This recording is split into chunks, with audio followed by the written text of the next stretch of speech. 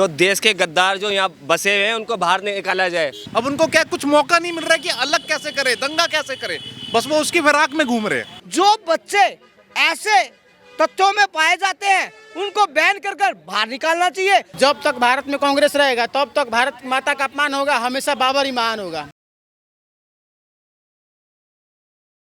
JNU university में एक बार फिर से वो जो देश विरोधी नारे लगे हैं, मैं लोगों की राय लेना चाहता हूं कि आखिर कब तक ये चीज़ देखने को मिलेगी और क्यों बार बार जेएनयू की धरती को इन नारों के लिए इस्तेमाल किया जाता है। क्या नाम है आपका? रीना। रीना, हाँ जी। जो जेएनयू में भी नारे लगे थे उसको लेकर मैं बात कर रहा था। हमारे हिसाब से तो वो गलत है। जिसको लगता है सही है वो ही फिर वो ही हिंदुस्तान का विद्रोही है, उसे बाहर निकालो ना हिंदुस्तान से। नारे जो लगे हो कैसे क्या देखते हैं? जो नारे लगे बहुत गलत लगे हैं। क्या करना चाहिए? समाधान यही है, जो देश के गद्दार जो यहाँ बसे हुए हैं उनको बाहर निकाला जाए। चाहे जेएनयू हो, चाहे कोई भी हो, चाहे अलीगढ़ यूनिवर्सिटी हो, सबको बाहर निकालना। और क्या जो गुस्सा आता है ऐसे नारों को सुनकर? बिल्कुल गुस्सा आता है। क्यों नहीं गुस्सा आएगा? इतनी बड़ी क्यों नहीं गुस्सा आएगा? इतनी बड़ी मुझे एक बात बताइए, लोगों ने उन नारों को तो देख लिया, उन नारों के पीछे की वजह को कोई देख नहीं पाया, ऐसा वो लोग कहते हैं। क्या वजह है? वजह क्या हम है? ये नारे लगाने पर क्यों मजबूर होते हैं? ब्राह्मणवाद का विरोध क्यों करते हैं? कि उमर खालिद की वाइफ प्रेग्नेंट हो गई तीसरी बार, इसी के वजह से। खालिद 5 साल में जेल में है, उसकी वाइफ प्रेग्नेंट कैसे हो गई? वजह यही है। सरजील इमाम बाहर क्यों नहीं निकल रहा है? वजह यही है। यासीन मलिक को अवार्ड क्यों नहीं दिया जा रहा, उसको जेल में काहे डाल दिया गया? वजह यही है।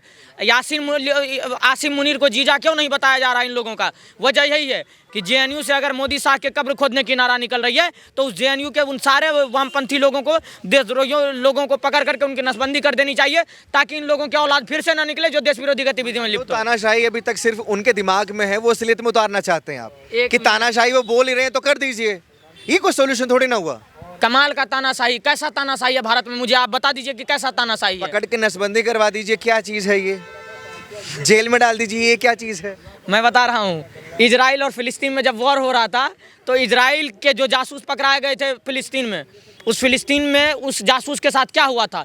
जो देश विरोधी गतिविधि में लिप्त होता है, आज तो सिर्फ ड्रग और अवैध इंटरनल इमिग्रेंट्स के मामले में किसी देश के राष्ट्रपति, वेनेजुएला का राष्ट्रपति को रातों रात 2.5 घंटे में उठा लिया अमेरिका।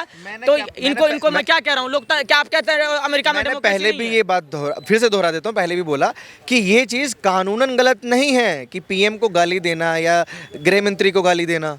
तो आप किस आधार पर सजा देंगे? एक बात बताइए, कानून में तो अपने बाप को बाप बोलना भी नहीं लिखा हुआ है कि आप अपने बाप को बाप बोलिए। कोई एक्ट में लिखा हुआ है? उसको वो अभिव्यक्ति की आज़ादी बोलते हैं जेएनयू वाले, कि हम तो भैया हमें अधिकार है, हम देंगे क्या? बहुत बढ़िया। मैं कह रहा हूँ कि अगर गाली अभिव्यक्ति की आज़ादी है तो इस देश में जो वामपंथी लोग जिनको कहते हैं बड़े बड़े लोग, उन लोगों को गाली दिया जाए। मैं कह रहा हूँ जो जर्मनी में जाकर के नहीं है कि अपने देश के खिलाफ गाली दो या अपने देश के प्रधानमंत्री को गाली दो। अभिव्यक्ति की आज़ादी है, आप दूसरे का एक रवैया रख सकते हैं उस चीज़ पे कि हाँ ये ऐसा कर रहा है, गलत कर रहा है, तो ये हमें सही करवाना है।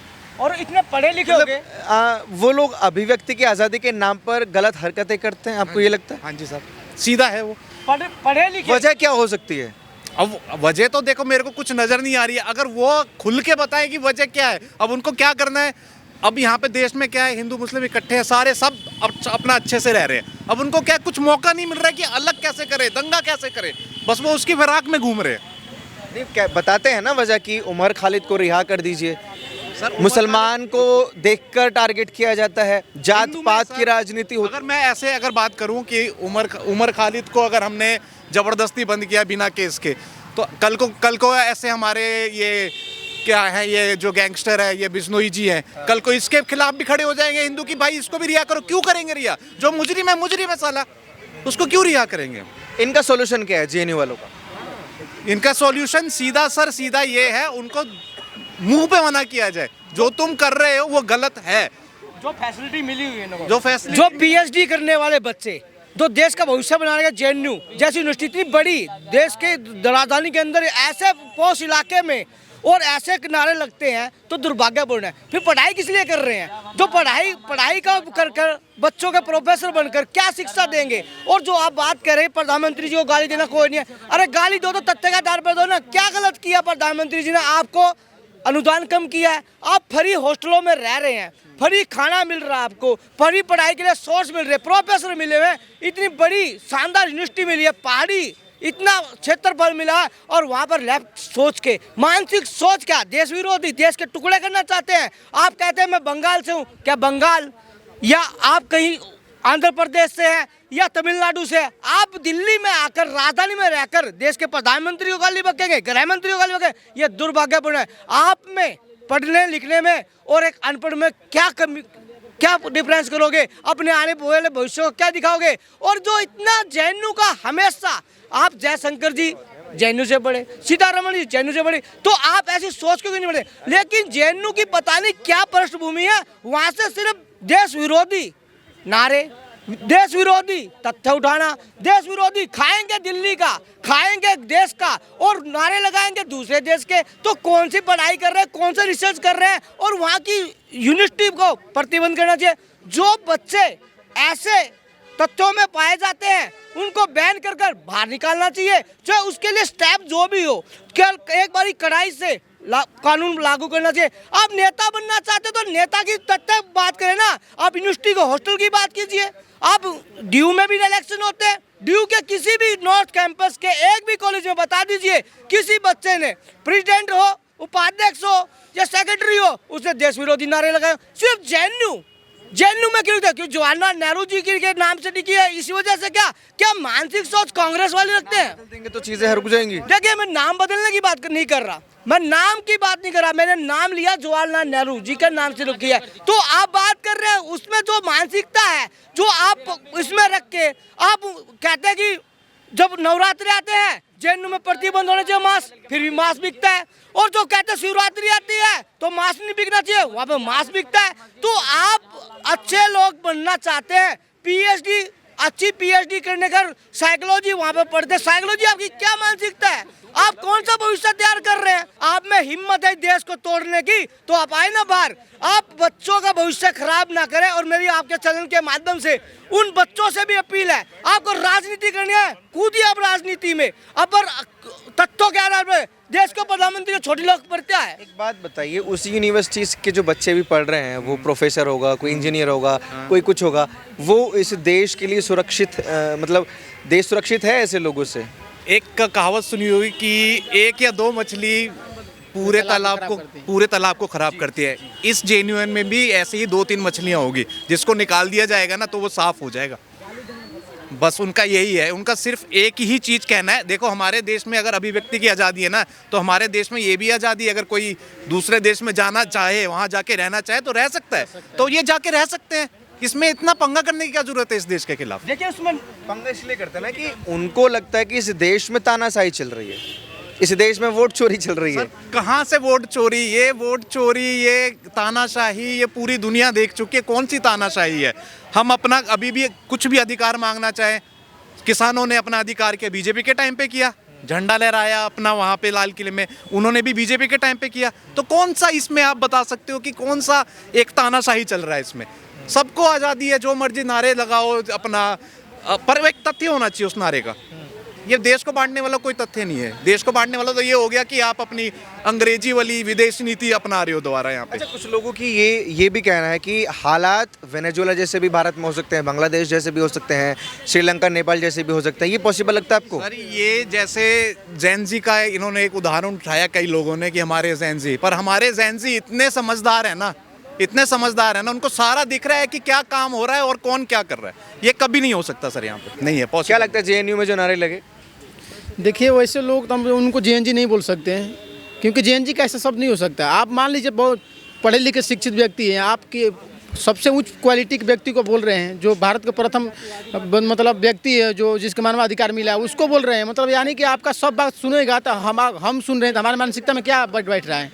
कोई सुनेगा तो किस मानसिकता में बैठेगा कि मतलब प्रधानमंत्री को तुम भी बोल सकते हो, क्योंकि एक बंदा हाई स्कूल में बढ़िया यूनिवर्सिटी में पढ़ के बोल चुका है, तो ऐसे मानसिकता लोगों में भरेगा ना। इसको थोपने के कार्य कर रहे हैं, उसको दबाना है।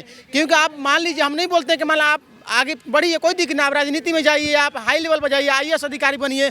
अच्छा, वो आईएएस अधिकारी पे नहीं गए, मतलब जो बम लगा फट गया था उस पर नहीं बोलेंगे लोग। सबसे हाई क्वालिटी का एजुकेशन लिया था ना, क्या लिया था? एमबीबीएस करने में कितना पैसा लगता है? 50 लाख से लेके 1.25 करोड़ रुपया लगता है। उसके बारे में प्रोस्टेट क्यों नहीं किए भाई कि इतना बढ़िया क्वालिटी लेके या इतना बढ़िया एजुकेशन लेके फट जा रहा? सॉल्यूशन क्या है जेएनयू में जो ये नारे लगते हैं, जो लोग नारे लगाते हैं उनका?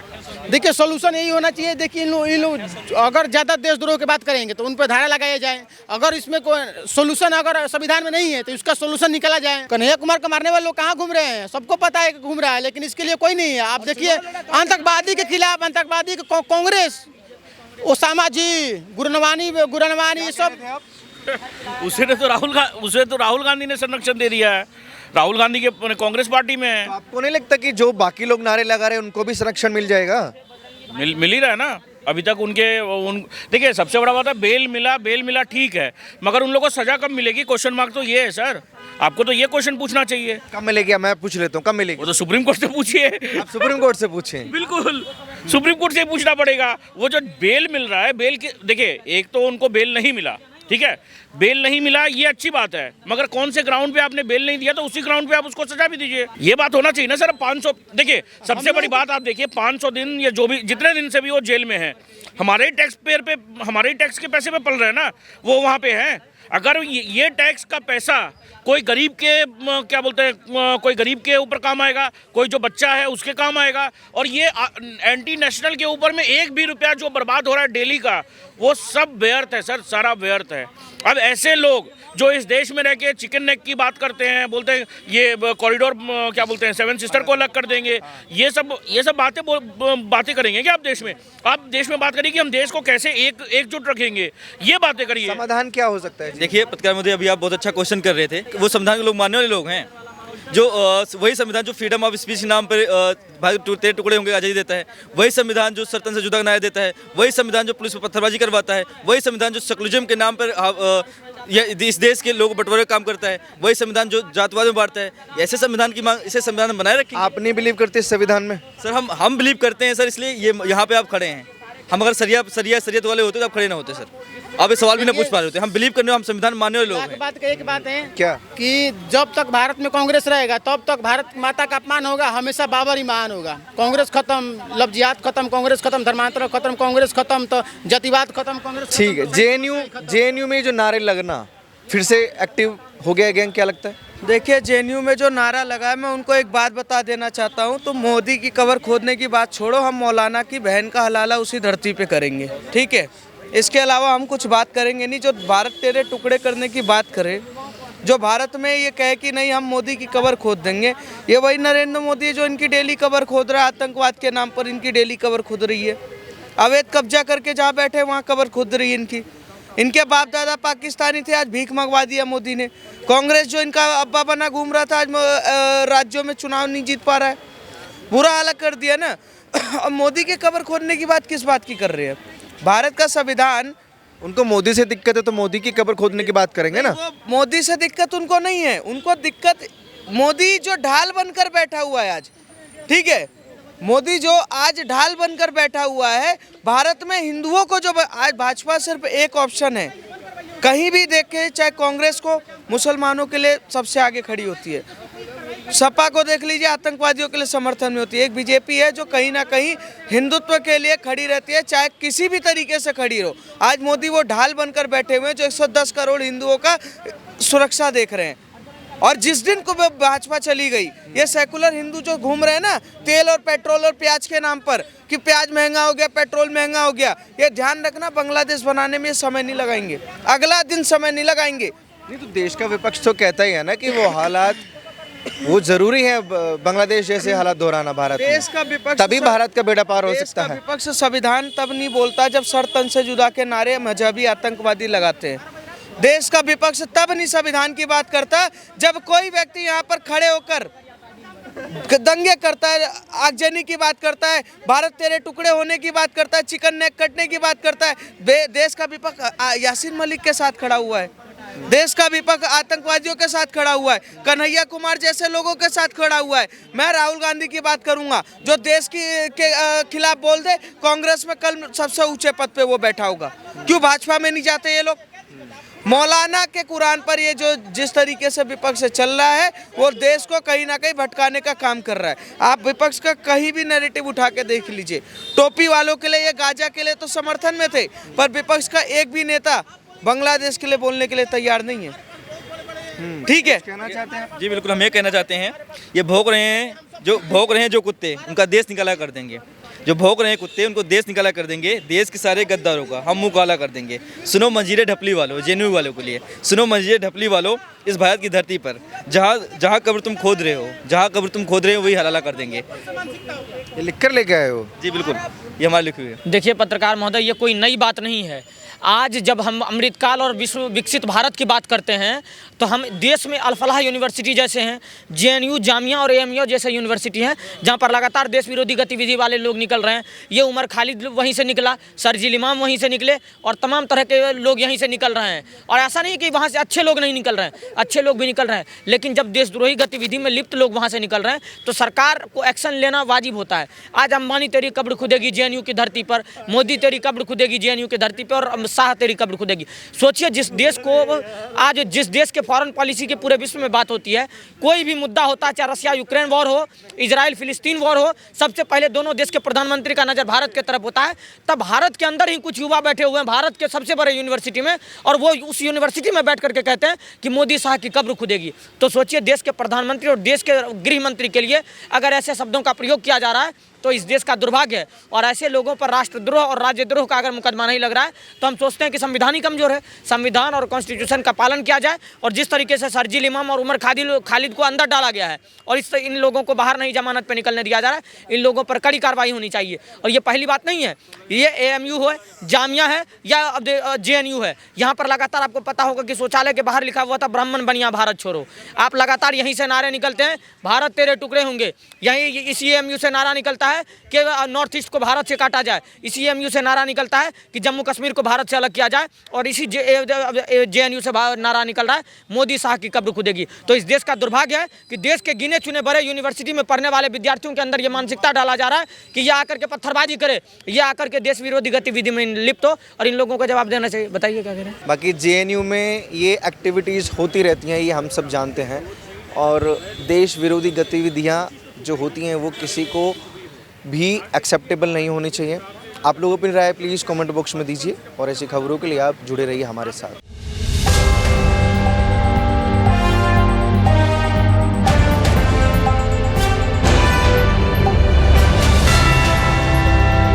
पॉलिटिकल दर्पण, पक्षकारिता नहीं सिर्फ पत्रकारिता।